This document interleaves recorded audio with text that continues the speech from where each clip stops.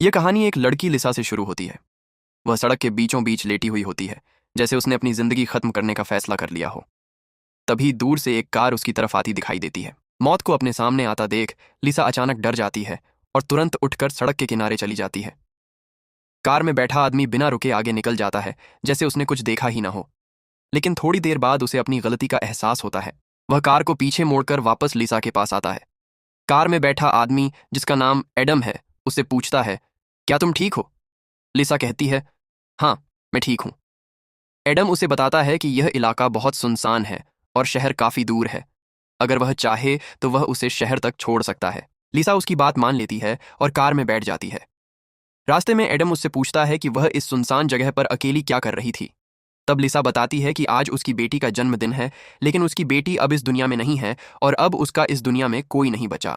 यह सुनकर एडम कहता है, इसीलिए तुम सड़क पर लेटी हुई थी? लिसा जवाब देती है, मैं मरना नहीं चाहती, मैं बस एक बार अपनी बेटी से मिलना चाहती हूँ। तभी वह कार का रेडियो ऑन करती है और उसमें खबर चल रही होती है कि जंगल में एक सीरियल किलर घूम रहा है, जिसने आज सुबह 2 और लड़कियों को मार दिया है। पुलिस को उस आदमी की कोई तस्वीर नहीं मिली, लेकिन जानकारी के अनुसार वह गोरे रंग का आदमी है, ब्राउन कार चलाता है और उसके हाथ पर क्रॉस का निशान है। यह सुनकर लिसा के पैरों तले जमीन खिसक जाती है, क्योंकि रेडियो जिस किलर के बारे में बता रहा है वह कोई और नहीं बल्कि एडम ही है।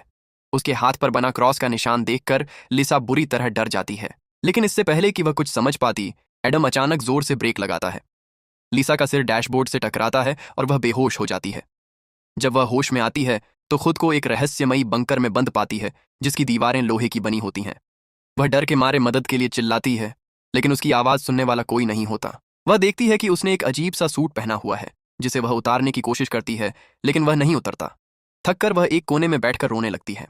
तभी उसे एक अंधेरी सुरंग दिखाई देती है, जिसके अंत में हल्की सी रोशनी चमक रही होती है। लिसा समझ जाती है कि यही बाहर निकलने का रास्ता है। वह खुशी खुशी सुरंग में चली जाती है, लेकिन जैसे ही वह आगे बढ़ती है, पीछे का दरवाजा अपने आप बंद हो जाता है। अब लिसा को एहसास होता है कि वह पहले से भी ज्यादा खतरनाक जगह में फंस गई है।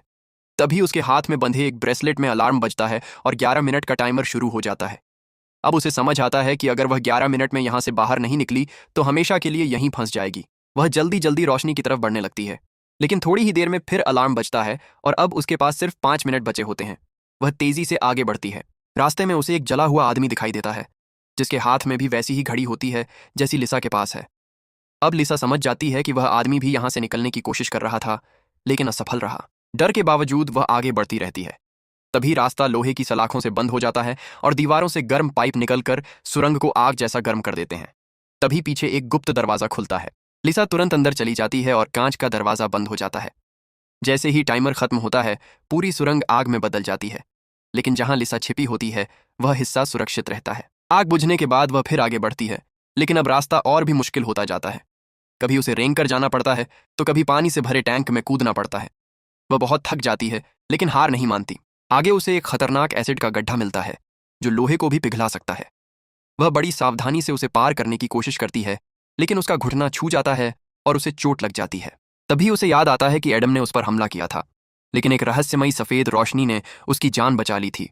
अब उसे समझ आता है कि शायद एलियंस उसे यहाँ लाए हैं और यह सब एक खतरनाक खेल है। आगे बढ़ते हुए वह एडम को एक भयानक रूप में देखती है, जो अब एक जला हुआ राक्षस बन चुका है।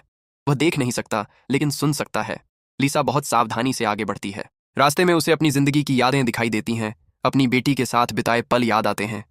वह टूट जाती है, लेकिन फिर भी हिम्मत करके आगे बढ़ती है। आखिर में उसे आसमान दिखाई देता है और वह पूरी ताकत से उसकी तरफ बढ़ती है। लेकिन जैसे ही वह बाहर निकलने की कोशिश करती है,